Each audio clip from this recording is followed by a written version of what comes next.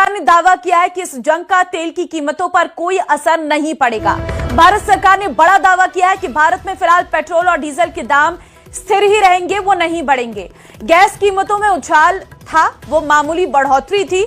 सरकार के मुताबिक जो 60 रुपए बढ़े हैं वो मौजूदा हालात की वजह से नहीं बल्कि पिछले साल की रिकवरी की वजह से बढ़े हैं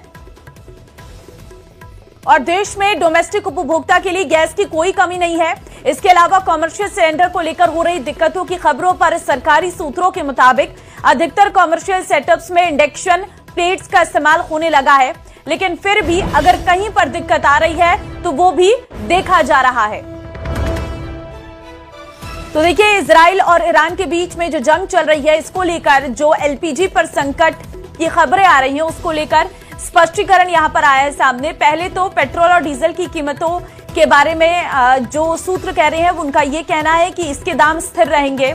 जंग की वजह से गैस के दाम नहीं बढ़े हैं, ऐसा सूत्रों के हवाले से जानकारी निकलकर सामने आई है। कमर्शियल सिलेंडर में इंडक्शन की वजह से समस्या है, ये जानकारी इस वक्त सूत्रों के हवाले से निकलकर सामने आई है।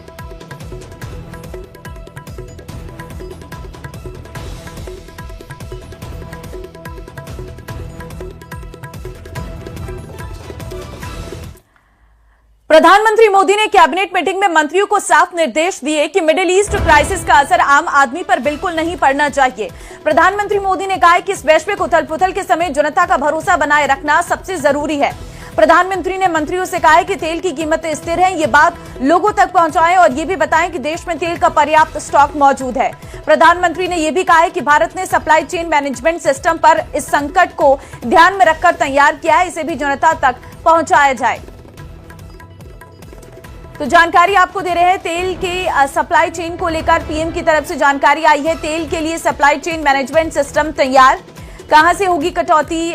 तो रिफाइनरी से कटौती होगी। प्राथमिकता क्षेत्रों को 80% ज्ञात। जनता को बताएं कि तेल देश में तेल जो है पर्याप्त मात्रा में है, पीएम की तरफ से कहा गया है।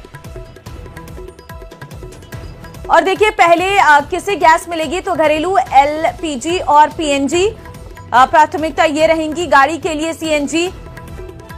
कहां से कटौती होगी? बिजली संयंत्र से कटौती की जाएगी, रिफाइनरी से कटौती की जाएगी। आम जनता को कोई तकलीफ नहीं होनी चाहिए, ये प्रधानमंत्री ने स्पष्ट कर दिया है। आम आदमी पर जंग का कोई असर नहीं होगा। जनता को बताएं कि तेल पर्याप्त मात्रा में है। और देखिए, एलपीजी पर सरकार का पूरा एक्शन प्लान भी तैयार है। पहली प्राथमिकता है एलपीजी गैस, पीएनजी गैस और इनकी 100% सप्लाई।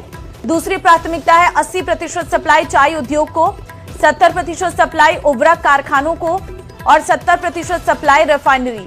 तीसरी प्राथमिकता है 70% सप्लाई फर्टिलाइजर प्लांट को। कटौती होगी बिजली प्लांट में, कटौती होगी पेट्रोलियम प्लांट में। तो वहीं पहले किसे मिलेगी गैस और कहां से होगी कटौती, ये भी आपको बता रहे हैं। देखिए, घरेलू एलपीजी और पीएनजी, पेट्रोलियम प्लांट, गाड़ी के लिए सीएनजी, बिजली संयंत्र, चाय उद्योग, रिफाइनरी, शहरी गैस वितरण प्राथमिकता क्षेत्रों को 80% गैस, उर्वरक कारखाने, उर्वरक संयंत्रों को 70% गैस।